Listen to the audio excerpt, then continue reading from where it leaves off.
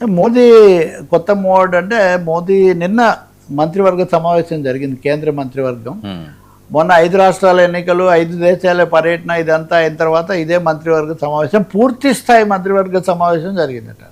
So అక్కడ మోదీ అన్ని శాఖల కార్యదర్శులు, 15 శాఖల కార్యదర్శులను పిలవటము, అసలు మంత్రుల పనితీరు మదింపు ఇట్లాంటివన్నీ కూడా వేశారు. ఖచ్చితంగా ఇది ఒక పునర్వ్యవస్థీకరణ దిశలో వేస్తున్నటువంటి ఒక అడుగని, అలాగే శాఖల పేర్లు, వాటి పరిధి, వీటిని గురించి కూడా కొంచెం పునరాలోచన చేయడం జరుగుతుంది. సమర్థత అనేది లోపంగా ఉన్న వాళ్ళమే తప్పకుండా బయట వేయాలి అనే మాట ఒకటి. 4వది ఖర్చులు ఎలా తగ్గించాలి. ఇప్పుడు ఈ మధ్య హైదరాబాద్లో ఆయన పొదుపు చర్యలు అనే పిలిపించిన తర్వాత ఈ ఖర్చులు ఇవన్నీ ఎలా తగ్గించుకోవాలి, విదేశాంగ విధానం అంటే ఒక సమగ్రమైన ప్రక్షాళన, పునర్వ్యవస్థీకరణ దిశలో మోదీ పెద్ద కసరత్తు చేస్తున్నారు. ముఖ్యమైన రాష్ట్రాలకు ఎన్నికలు జరుగుతున్నాయి కాబట్టి బీజేపీ మనుగడకు ఉత్తరప్రదేశ్ లాంటి రాష్ట్రాల ఎన్నికలు కూడా చాలా కీలకమైనవి కాబట్టి వాటి మీద ఆయన చాలా ఫోకస్ పెట్టారు.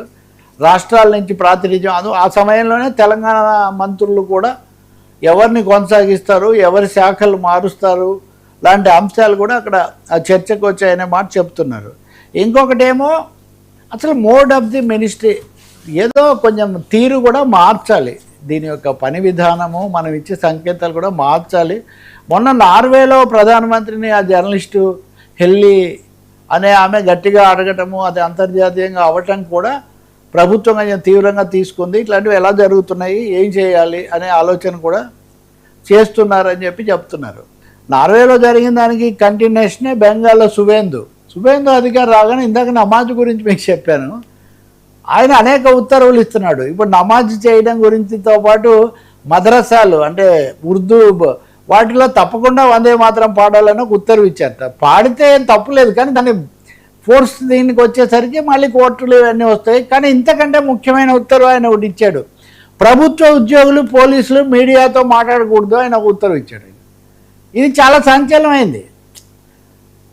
ఏదో బ్లింకింగ్ ఇన్ డార్క్నెస్ అంటారే, చీకట్లో సైగ చేస్తే ఎవరికి కనపడదు కదా. ప్రభుత్వాలు అనేవి ఏ పని చేసినా కానీ ఆ సందేశం ప్రజలకు చేర్చడానికి, పథకాలు ఇవన్నీ తెలియడానికి మీడియా ప్రసార సాధనాలు తప్ప ఏం లేదు.